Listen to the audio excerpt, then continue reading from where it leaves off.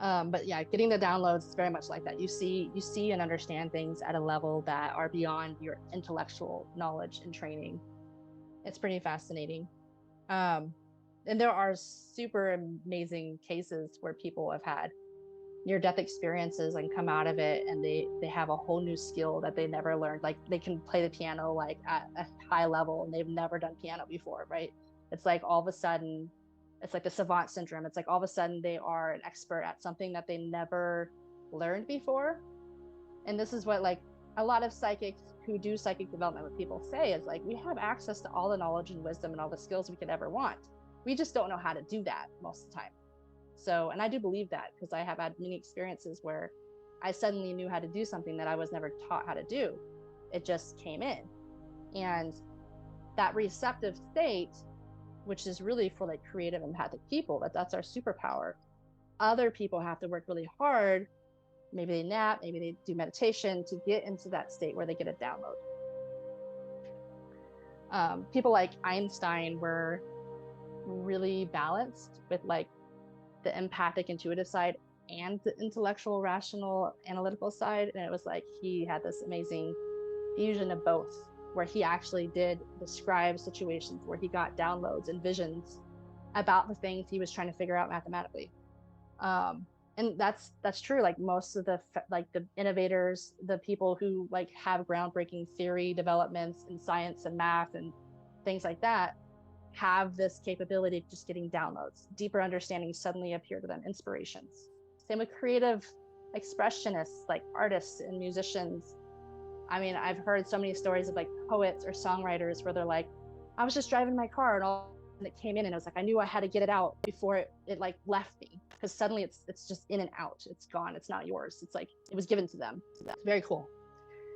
Um, Clairaudience is different than the downloads because you're actually hearing something. So it may be like you're hearing other people's thoughts. You're hearing that song, the song that's being downloaded, like the melody of a new song, if they're a musician coming in. It may be that they're hearing, like when I do mediumship, literally some souls can talk to me as if they're right there, which is amazing. That doesn't happen all the time. Literally tell me sentences, tell me phrases. And then it was like, it'll be validated by the person that I'm reading, like, oh, they used to say that all the time. So it's very validating when I hear them say that and the quality of their voice. Some people have like external clairaudience, which I did as a kid, which is very terrifying. And most people shut this down because it's just discombobulating between what's real and not real. But hearing disembodied voices as if they're in the room, like literal voices talking at you. I had that as a kid. When I would try to go to sleep, I could hear voices talking to me, and I would like blast music and I would rock my head and I would just block it out so I could sleep. And I realize now it's because I'm a medium and like the souls were wanting to talk to me. But I've heard a lot of stories, and this is kind of more of a mediumship skill, the clairaudience, than most empaths. If they're not a medium, they're probably not going to hear voices, but mediums specifically who channel other energies, whether they're spirit or angels or spirit guides, can hear their voice, and it can be very disorienting. So a lot of people shut that gift down, and it goes to claircognizance, where they get the download. They'll know what this energy is trying to convey to them instead of actually hearing it. And then there's inner taste and inner smell, which are also a lot more common in mediums, where you might smell cigarettes, or you might smell a certain perfume or Old Spice. Like I've smelled Old Spice so many times doing mediumship, which is just like, it speaks to a certain generation, right? And taste, you can taste certain foods. You can, like I've tasted blood when I know it's like a physical injury to the head. It's just a way of conveying information, receiving information. And again, it's more specific usually in mediumship for people, but it's just to know that you can perceive in your physical senses from the non-physical world. And so like looking back at my life, having learned this, I said, oh my gosh, this makes so much sense. Why I would suddenly smell something in some random place or taste something randomly. It wasn't random. I was perceiving non-physical energy. So like you could see that the empathic sensitivity has a broad spectrum. And there's multidimensional layers of awareness. And this is also, it goes into like empaths are so sensitive to energy, specifically unresolved energies, things that are imbalanced in people or in an ancestry line or in someone's soul or in the collective or in certain group settings, right? Like they can see and feel the things that are out of balance.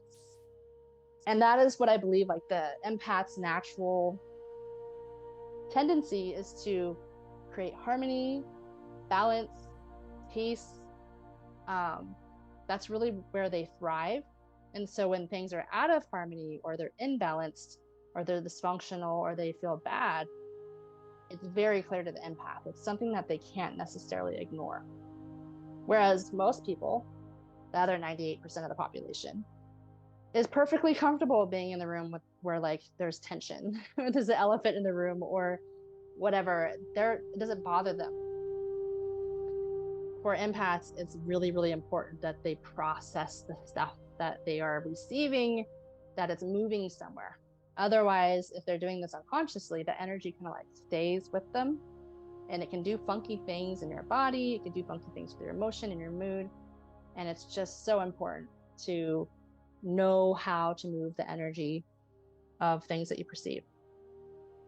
That is what I'm going to move into next. Okay, so once you have awareness of like, okay, I think I might be an empath. I identify with, this way of perceiving energy. Now what? So one of the biggest empowering things an empath can do is learn about how energy works, what different types of energies they are, which we just talked about, and then also what is it doing? And one of the biggest ways to do that is to cultivate self-awareness, like do this work for yourself, and also manage your energy. This is something that I think a lot of empaths in the beginning don't know they have choice over. They don't know they have an ability to dictate the conditions that they're in. And that is the superpower of empaths, is that they can actually cultivate and call in a state of being so much easier than other people, because they're such deep feelers that if they listen to a certain kind of music, or if they just call back a really positive memory, or if they go through a list of gratitude, or they like what I like to do, I like to think about my son and my heart warms. They can cultivate a really positive energy within themselves pretty quickly because they're so in tune with their emotional states. It's the same thing that if I step into a room, like even if they don't know anyone, but it's toxic and it's volatile, they feel it as if it's theirs. And if you move through the rest of the day, you take it on, and if you don't know that's what you're doing, it'll start expressing through you and you think there's something going on with you. But it's really just energy reception. So energetic practices and understanding energy is huge. Understanding what's yours and what's not yours is mostly developed through mindfulness practice. So mindfulness is practicing conscious awareness, which empaths are usually very, very mindful and aware already, but they're mindful and aware of outer energies. The power that you give back to an empath is to remind them to come back to themselves, come back to themselves, come back to themselves. What are you feeling? What are you needing? What's going on inside you? What's living in you in response to these things? Like a self-attunement. It's almost like they're so outer attuned that they've learned I can navigate this world in harmony and peace by contorting myself to what everyone else thinks. And so they have learned to be energetically passive. And there's nothing wrong with that. There's nothing wrong with that, except if you're denying how you're really feeling and what you're really needing while you're doing that, that's not good. That is like that energy's got to go and flow somewhere. And that's how we create stuck, stagnant, suppressed, depressed, repressed energy in ourselves. And we happily do that if it means others are happy. And so one of the biggest things that we have to reverse in conditioning for empaths is it's okay to prioritize your happiness, your health, your need for things, for energy, for you to operate in the best way possible and convey that. And that's one of the biggest challenges of empaths, is speaking their truth, expressing what's really going on in them. Feels like the most dangerous thing they can do, because they've been there for everyone else all this time, that they have not practiced or developed the skill of taking up the same amount of space, of really expressing themselves. And they're so hyper attuned to other people that if they know they're saying something that they need contradicts what others around them want or need, they're going to feel the upset or the disappointment that others feel. And they're immediately going to want to contort themselves to make the situation better for everyone else. But it's at the cost, it's really self-abandonment. So for empaths, it's like they need to develop the gift of self-attunement. They're very attuned to everything else. Self-attunement is number one. And you do that through practicing mindfulness of the self. You may be so aware of what makes your mom tick or make her happy, or what she likes or doesn't like, of what your dog likes and what they don't like, right? You know everybody so well. Well, what makes you tick? What gives you energy? What robs you of energy? Be really brutally honest with yourself, because if you ignore that for too long, it has a massive energy cost on your body, your physical body. This is also why empaths do struggle with illness, usually mystery illnesses. Like all the tests in the world say, oh, you look perfect. And they're like, but I'm not. Or just chronic illnesses and stuff. It has an energetic toll. So having a balanced energy is huge. Being really mindful of what is theirs. What is theirs? What are they feeling? What are they needing? Is huge, huge, huge. And also understanding their superpower, that they can create whatever state of being they want. And this is where, in like psychic development worlds, we talk a lot about meditation being huge, affirmations, journaling, expressing yourself in creative ways. Whatever process you can do that comes from the inside out, that is yours. It's wholly yours. It's coming from you. And as you stretch that muscle of expressing yourself in whatever way that is, it does kind of reattune you back to yourself. And recognizing the strengths and the weaknesses of being an empath. So if you really want to thrive energetically and spiritually and be in an energetic flowing space where you're receptive and you're in your superpower and you're in your power, it's really important that you know what supports you and what robs things of you, what's energy giving and what's energy taking. And there are common themes for empaths. So empaths, or highly sensitive people, tend to need periods of time to recuperate their energy when they are around people, places, and spaces that are chaotic or out of balance or toxic, to say the worst. They need to recover from that, because it's this is the visual I get. Like if you have a really toxic workplace, okay, it's like you're walking in and you're getting tarred and feathered, and then you go home and you're still tarred and feathered. It's like it sticks to you, and you have to clear it. You have to release it. So like one of the biggest gifts that empaths can learn is how to release energy.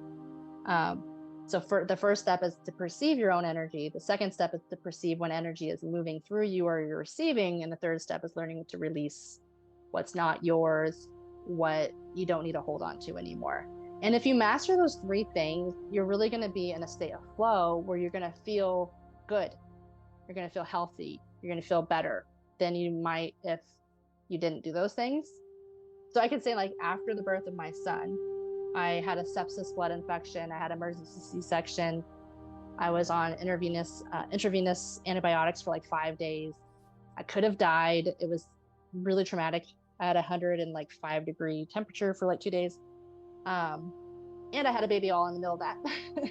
And afterward, I was so wide open. I was so overwhelmed and sensitive. Like I literally it felt like I had no barrier to anything. And it was really overwhelming. And it was shortly after that whole experience that I found Reiki, that I started doing psychic development. And I remember my first Reiki session, she saged me. She used white sage, which is common in like Native American cultures, to clear energy. And I do recommend it. It's very powerful. I got saged for the first time. And oh my God, I felt such a release. Then it was about 3 weeks after that that I bought the psychic development book, and I learned about grounding. And I had literally never intentionally grounded.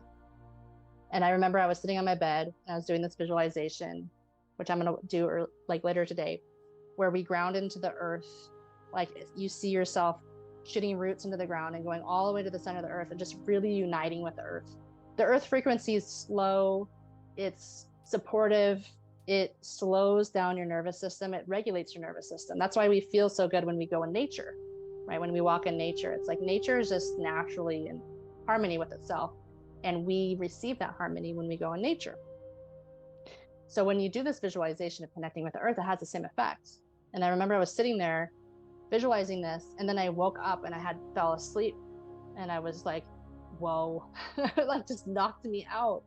I had never done that in my life. And I like, looking back, I'm like, I don't know how I survived my whole life without doing these practices, except I smoked cigarettes from a teenager until right before I was pregnant. And tobacco is actually really grounding. So it's like I worked in a high stress, like customer service jobs, doing like weddings, catering, and like restaurants and stuff. Everybody smokes in those jobs because it's very energetically taxing. And getting outside and taking deep breaths and smoking a cigarette is like so helpful. And it was basically a form of grounding. And it's like, oh, that's what I was doing. So we have ways we cope, but we may not know why we're doing the things we do. So they may be healthy or unhealthy coping skills that you're doing. So it's important to recognize, how do you balance your energy? What works for you? What doesn't work for you? Are there alternatives if you do have unhealthy ways of doing that? And really manage your energy and recognize when you need to have an intervention. You need to ground your energy. So we're going to do a meditation where we're going to ground. That's part of it. The second part of that meditation is going to be about calling in a loving frequency, because it is it's very simple for empaths to evoke a state of being in themselves simply by visualizing color, remembering a positive memory, calling up a relationship that's really loving and supportive for them, maybe thinking about an animal that you love.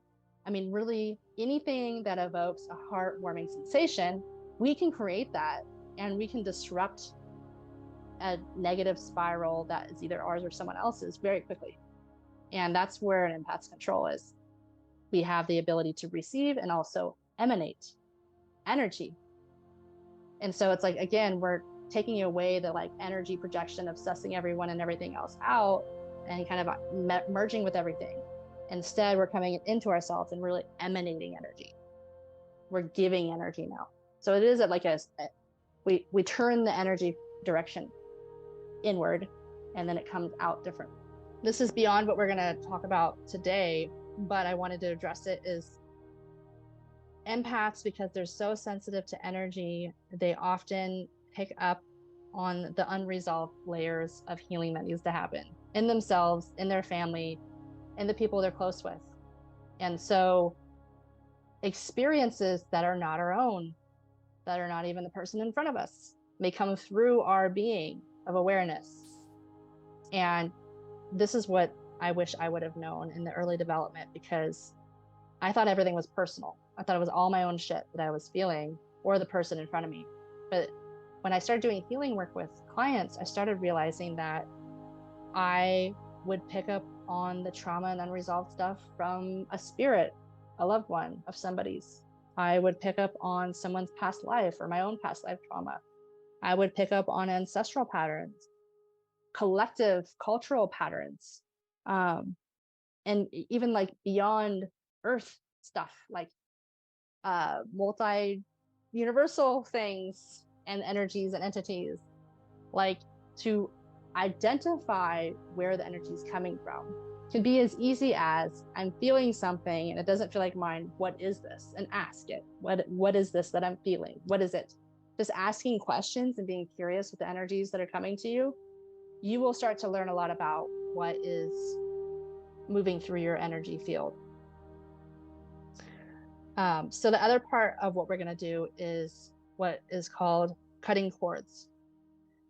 Cutting cords. So like energetic protrusions of our auric field that are connected to people, places, spaces, or events that maybe are personal. They also may not be ours. But if we picked it up at any time, it could still be connected to us and therefore siphoning or sending out energy. And so I'm going to walk us through how to disconnect, how to identify, and how to transmute these connections that we wish to keep. I know that when I first started my energy healing practice and I was learning about energy and also doing the psychic development, I was doing Reiki with people.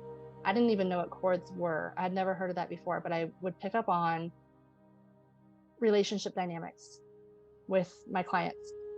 Like I would just immediately know, like, let's say I was working on the heart space. I would immediately know that there's like a sense of betrayal, like they're living in betrayal right now. And part of what over time, I learned that I was doing intuitive Reiki. So I would ask my client if they would like to, like, at the end of the session, hear what I picked up on. And this is where I learned that I was doing this. So I would get confirmations that, yeah, I actually just broke up. My boyfriend cheated on me. I feel totally betrayed. It's like it's in their field. It's like right in that space. I mean, it could be anywhere in the body, but it's, even though they've broken up, that energy cord is still there. And the sense and the feeling between those two is being experienced.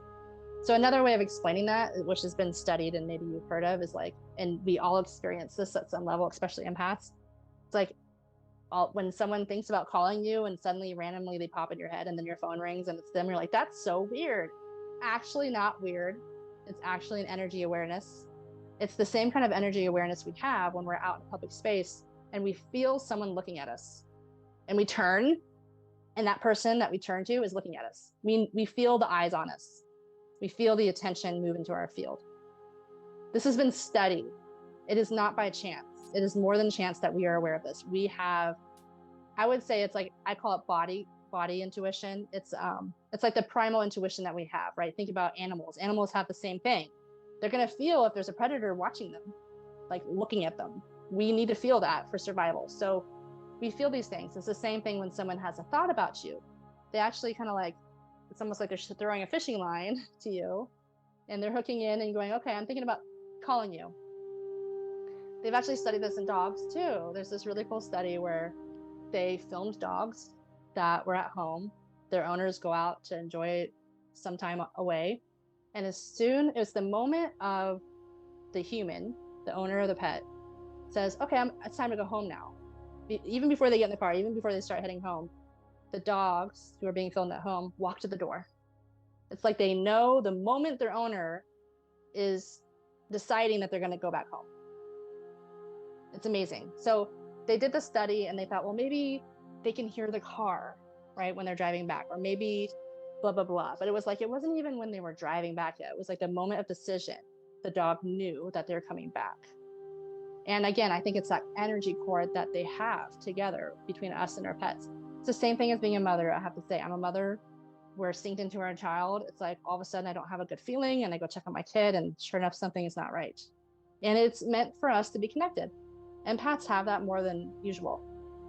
So doing the energy cord kind of clearing is really, really helpful. And it goes both ways. So even if we are over an ex, or even if we have cut out toxic people, if that person is thinking about you, they make a connection. And we pick it up on a body level and it could affect us. And I know this one so deep in my core to be true because I have a very toxic family member that I call it nightmares. She likes to nightmare about me and things. She gets into a really negative headspace and she's like thinking about me. And it's like, what will happen is I will suddenly in the middle of the day just be like, oof, like I feel really nauseous. I'm like, oh, what's happening? And then like I'll get a nasty text or something. I'm like, oh, she's thinking about me. And I could feel it. I could feel the nightmaring happening about me, right? So it's like, even if we are like clearing our field and we're positive, other people protruding their energy into us affects us. So I found that as you do the energy cord clearing over and over and over and over, like so many times, you actually begin to train your energy body to not allow energy protrusions to connect to you that are not warranted. But again, it's that energy shift from empath survival to empath empowerment. Empath, if you're in empath survival mode, your energy naturally susses out to feel other people's stuff. But once you start to cultivate inner awareness, kind of positively self-centered orientation of the self, your energy body will not agree and align with any energies that don't align with where you're at. It does happen. It does change. And you like the whole idea of protection kind of just falls away. It's not about protection anymore. It's about how do I stay centered and aligned in myself so that I'm holding my own frequency. It's like you don't have to protect yourself anymore because you are full of yourself in a really positive way. And so if someone's nightmaring about you and they're sending an energy protrusion towards you, it just has nowhere to attach. It doesn't align anywhere on you. And even in the early stages, as you're developing this clearing, the cord clearing and training your energy body not to hold on to cords, except for maybe with your pets and your children, people that you want to be energetically connected with in a healthy way, those just won't have much of an impact on you anymore over time as you practice this and practice this and practice this. You're basically training your energy body to not move in the world in a way that needs to be connected to everything and everyone all the time anymore.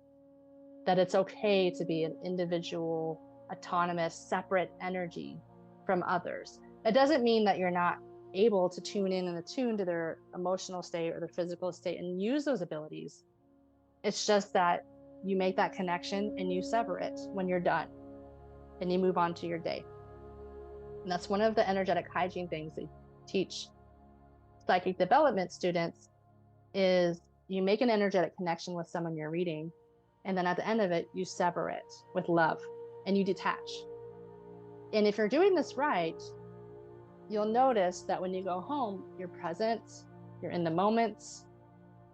Anytime you're ruminating about a conversation, about something someone said, about the way someone might be feeling, or you're worrying about someone, you're ultimately still connected energetically through a cord to that time and place.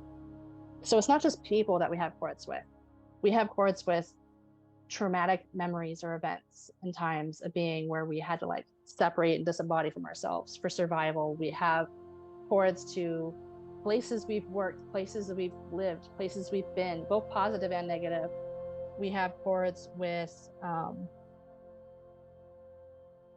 just people, places, spaces, events, and also in some cases, empaths are very highly sensitive and they'll reestablish a cord to past life experiences, people, places, spaces, or cultural or collective things that aren't even theirs. And so the cord practice helps on all of those levels.